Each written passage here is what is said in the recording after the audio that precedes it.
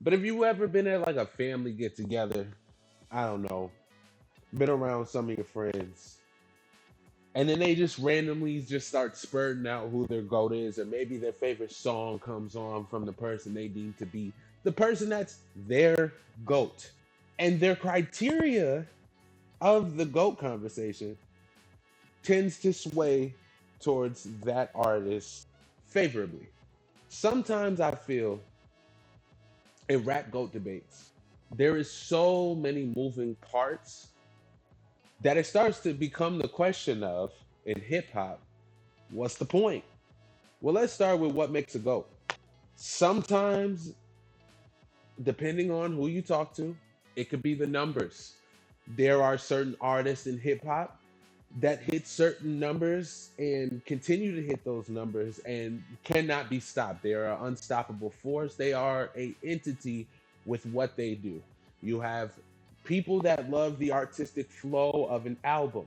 Those people are the people that enjoy a story, enjoy the deeper meanings, enjoy hearing about, quite honestly, it could be from, somebody talking about a moment in their life that impacted them for the rest of their lives. It could be just coming up with a broader story that really talks about what's happening and the relevancy of that time. For example, there's different criterias for an artistic flow of an album, right? That can make a go. It could be that.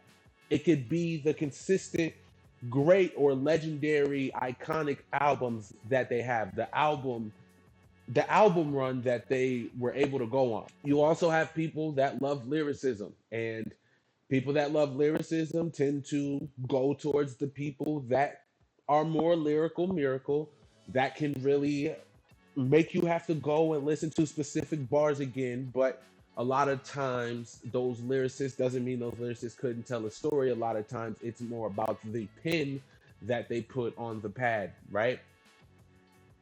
So what makes a goat to me, there's a before I start to what makes a goat to me, or what makes a goat, I guess, you have to understand that the criteria that we all present when it comes to this hip hop conversation, there has never been a true diameter of what we're looking at. The bullet points, the table, the this is what we are looking at. This is the specific graph, right?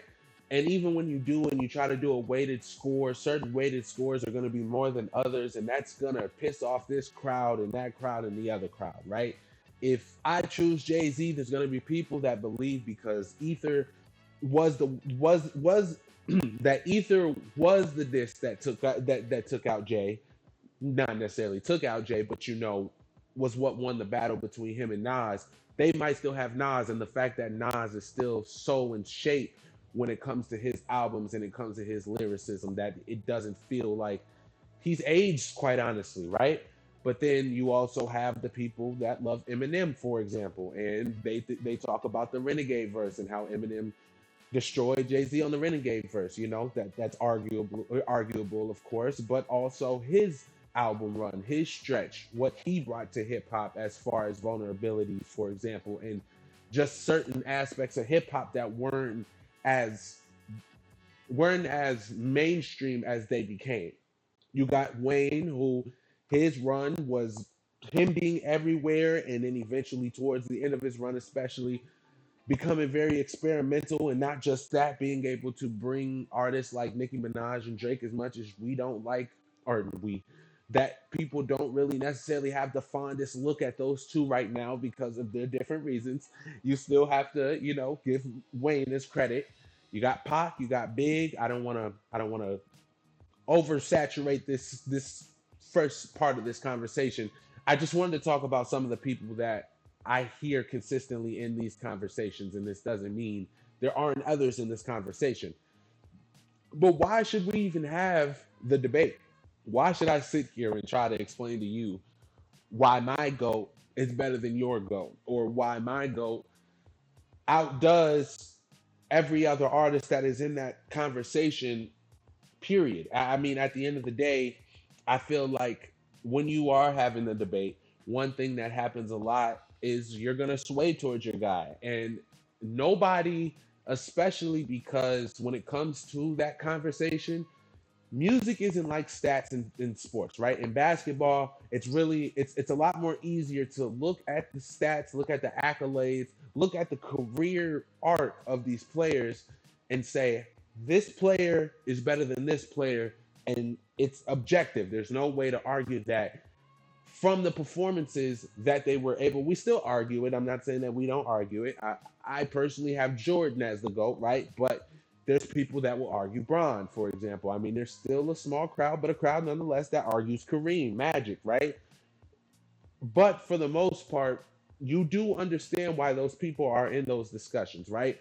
When we look at, for example, Drake is somebody that is in the GOAT discussion in hip hop, even though Drake has been everywhere, and quite honestly, in the past however many years, he hasn't really been as hip hop as he once was, right? And that's been a big issue for a lot of people. It feels like he just became a product of making whatever was going to be a hit. You also have people that look at, for example, a Nas, and I know I'm going between these guys, but this is because these are the guys that look at Nas and they feel like compared to what Jay was able to do, even though Jay lost in the beef, he did still win in the career arc as far as becoming the mogul that Jay became, the person that a lot of people look at as the pinnacle of hip hop, right? But that doesn't take away from what Nas has done. It doesn't take away from what Drake has done. It doesn't take away from Jay or M or Pac or even Big, right? These artists that we look at, they all are in the discussion for a reason. It doesn't all necessarily mean because of the numbers that they had. It doesn't necessarily mean that they had the album run that others have had. It doesn't necessarily mean that they also had the best lyricism every single time they got on a track. It doesn't mean that their album structure and the artistic flow of it was always the best. It just means as far, and again, we're talking. I haven't even talked about Cole. I haven't even talked about Kendrick. I know. I know. I think there's so many hip hop artists that we look at that are just in this debate, that are in this discussion. That yes, there's smaller crowds, there's larger crowds, but regardless, there's a crowd for, say, for damn near every single artist. I mean, even the younger guys. There's younger the guys coming up now that are just now becoming adults that believe X was a goat, and he, if he didn't pass away, like that's something that you didn't think. So why even have the debate? I think a lot of times we forget that the reason that these people become our greatest of all times at the end of the day is because of the memories that we have with a song, that we have with an album or albums on their album runs, or for Wayne, for example, it wasn't just the album runs, it was the mixtape runs as well.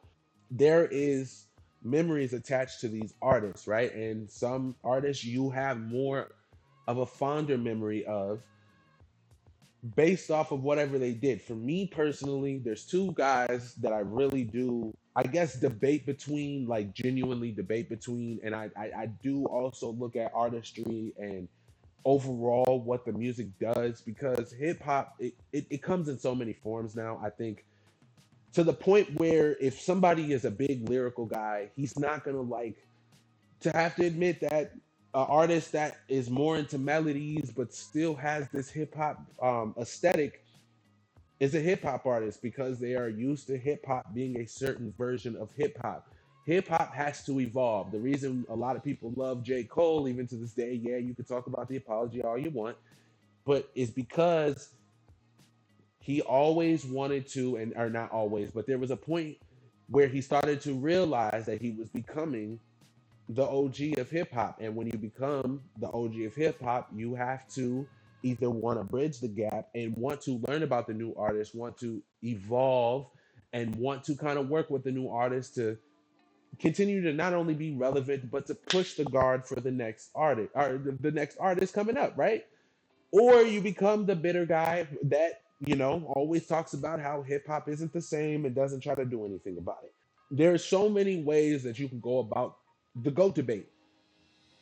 So it's hard to even justify why the GOAT debate is even a thing when nobody is even gonna probably get, more than likely most people aren't gonna get off of their guy. The person that they got, the hip hop artist that affected them the most, more than likely is gonna be their hip hop GOAT. There's people that still love Ye and will always love Ye. Ye will never do any wrong, or the wrong that he does will always be justified, right? And it's because of the artistic flow and the constant evolution that not only Kanye had, but also what Kanye brought into hip hop, right? And so you have to also take those type of things into account. That's why, again, why even have the debate? Does the criteria even count? Why do I ask that question? Well, in hip hop, we put criterias on what makes a great artist, right? And there have been people that have had different criterias throughout history. And a lot of the people that we look at, a lot of I would say the journalists, the podcasters, the people with the knowledge in the game that we respect, the Joe Buddens, I mean, as much as people give them shit, academics is somebody that people go to, the Fantanos of the world. Fantano's just musically, but I'm saying those people who, when we hear them speak, we not only appreciate what they bring from their perspectives, because again, Joe is a really good, anything that, if you've ever watched the Joe Budden podcast, one thing you'll realize is that Joe is really good at deciphering his thoughts. If he has a thought, even no matter how crazy it sounds when he initially says it, he'll break it down to make it make sense. And his criteria in hip hop, you can tell a lot of times, it's not just about the lyricism, but it's also about the artistry that that artist brings. He can tell the difference between what an artist is as a product, or what they're trying to be as a product, if that's what they're going for, or if they're an artist like a Kendrick. If you don't know, I've been watching the podcast for a long time, but if you don't know, Joe's favorite artist of all time is Prince. That should tell you everything you need to know. Academics, kind of in a different place, right? Academics is on the whole other side. Now, of course, we know Joe and Ak, they have a certain relationship. They've worked together for a long time. But Ak is on the side of numbers in a lot of ways, right? Drake is his favorite artist. Drake is, even though streaming has just recently become a thing in music history, period, Drake is the highest streaming artist of all time, right? You gotta give him that, as much as you don't give him, the little credit we can give him right now, right? Right now in this moment, I know he's moving on. I know, he's trying to move forward, but you get what I'm saying here. You do still, when you listen to and hear them break down certain things and the criteria that they present, and why they present those criteria as, for them, a certain law that they put on. Now, again, it doesn't mean Joe won't fickle into hip hop numbers, or academics won't, go into artistry and what the comprehension of an album is. But a lot of times, most times, they're talking about respectfully artistry and numbers, right? And what I'm trying to say here is the criteria changes and the goalpost moves in a lot of different ways, depending on who you talk to, depending on who you're watching. See, now, even though you watch Fantano, even though you watch Joe or Act, you do still, most people still try to create their own opinion and their own understanding of what an album might be, or what an artist might be doing, what they're trying to indicate.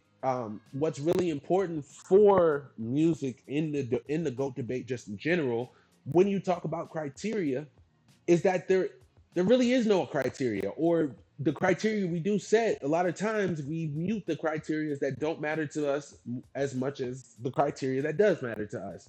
So it will take away, and it weights you. You're kind of given a disadvantage, a handicap to the side that you care for more, right? So is the criteria really the criteria? Not really. I mean, but based off of that, and based off of me not really caring for the criteria necessarily, how many people would I say are even in that conversation? No matter how small or big, or, I mean, comfortably, I'm saying comfortably, it's got to be between 10 to 15 that could be in the discussion. Does this mean, before you sit there and start typing? Nah, if you really think about it, though, there's only really three. listen, that's not, I'm not saying it to say that the person at the bottom is just as, if not more, creative or lyrically inbound than the person that's at number one. That's not what I'm saying. I'm saying 15 is the low end, one is one, right? But at the end of the day, I mean, you can take a lot of those artists out. Now, realistically, it's hard to have that discussion when you're talking about artists because you look at you look at Cole right now. You look at Dot right now. I mean, Dot is on the top right now, and not on the top of the GOAT ladder necessarily, but on the top of active artists that are actively going in hip hop right now.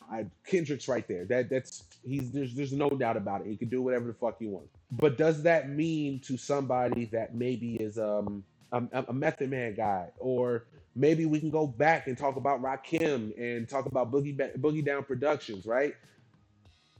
There's just so much to figure out, and it's like a big ass text of all of these artists, and who do you have within these thousands of artists on the top? And then once you get that through the top, who do you have being number one?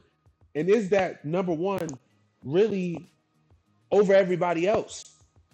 Exactly.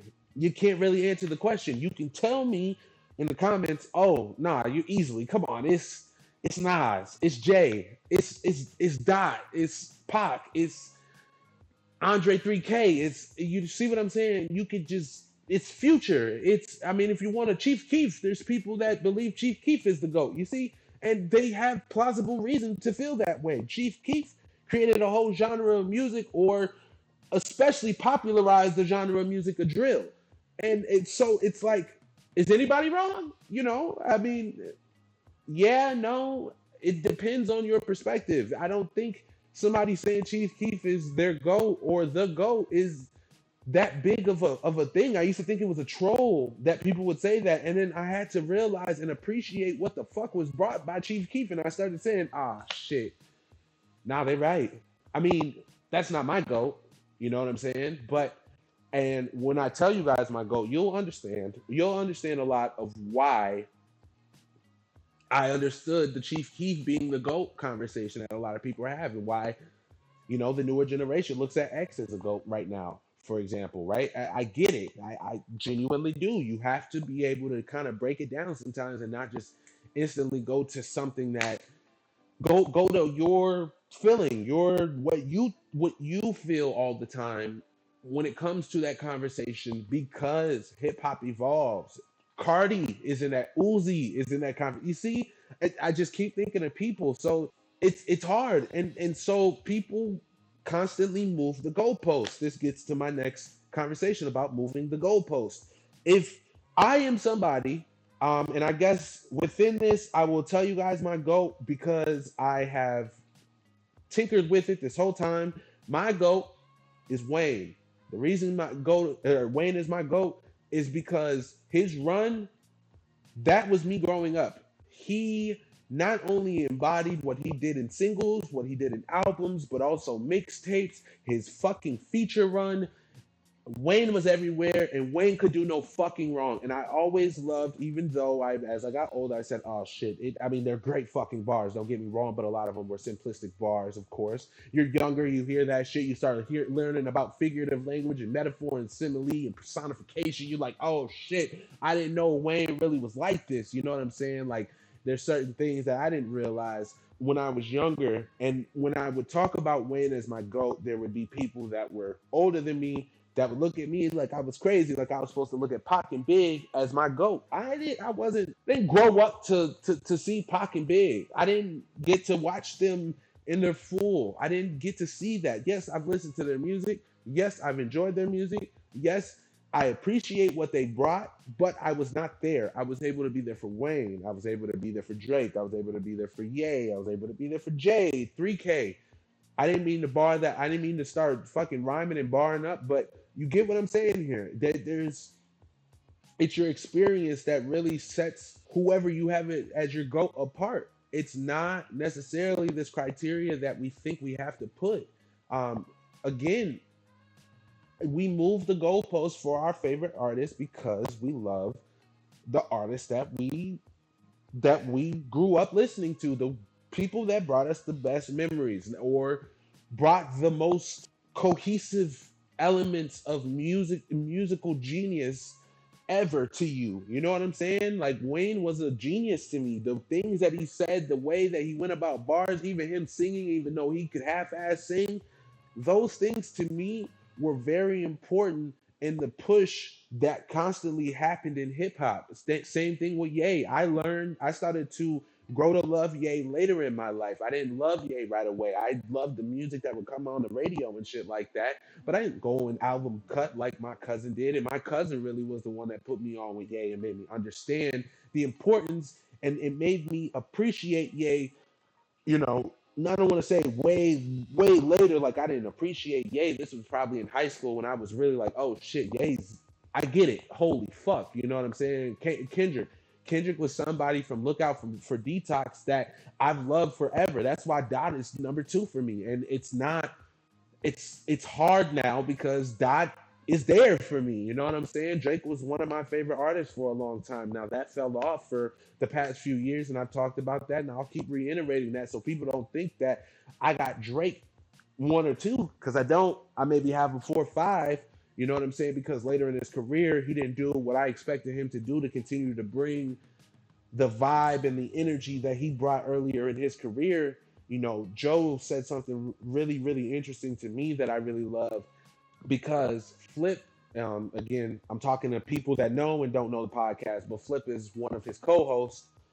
Kind of got into a conversation with Joe about how, hey, you know, you used to love Drake. You had these conversations with Drake. Drake was this guy that you always constantly, you know, bigged up. You guys were friends, whatever the case may be.